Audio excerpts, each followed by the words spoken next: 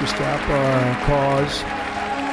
আমেরিকার president Donald Trump white হাউসে তার দ্বিতীয় দিনেই হুমকি দিয়ে বলেছেন ১ ফেব্রুয়ারি থেকে মার্কিন যুক্তরাষ্ট্রে আমদানি করা চীনা পণ্যের ওপর ১০% শুল্ক আরোপ করা হবে। ট্রাম্প দাবি করেছেন যে মেক্সিকো এবং কানাডায় মাদকদ্রব্য ফেন্টানাইল চালানের কারণে চীনা যে কোনো পণ্যের ওপর শুল্ক আরোপ করা হবে।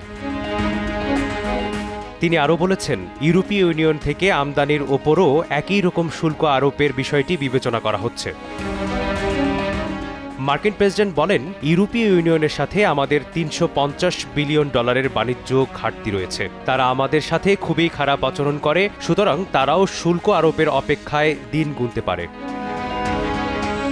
এ প্রসঙ্গে চীনের পররাষ্ট্র মন্ত্রণালয়ের মুখপাত্র মাও নিং চীনা পণ্যের উপর ট্রাম্পের শতকরা 10% শুল্ক আরোপের হুমকির প্রতিক্রিয়া জানিয়েছেন। তিনি বলেছেন, আমরা সবসময় মনে করি বাণিজ্য যুদ্ধ বা শুল্ক যুদ্ধের কোনো পক্ষেই বিজয়ী হয় না। চীন তার জাতীয় স্বার্থ সুরক্ষায় দৃঢ়ভাবে প্রতিশ্রুতিবদ্ধ বলেও মাও নিং সুস্পষ্টভাবে উল্লেখ করেন।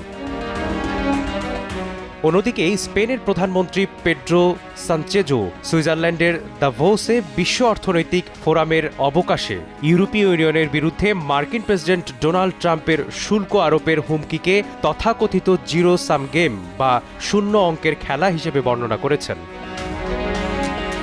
রাজনীতি বিশ্লেষকগণ মনে করেন যে নতুন মার্কিন প্রেসিডেন্টের অবস্থান এবং তার বক্তব্যগুলো মূলত তার বাণিজ্যিক অংশীদারদের ওপর ওয়াশিংটনের ইচ্ছা চাপিয়ে দেওয়ার শামিল, সেই সঙ্গে বিশ্ব অর্থনৈতিক ও বাণিজ্যিক শৃঙ্খলা বিনষ্ট করার চেষ্টা।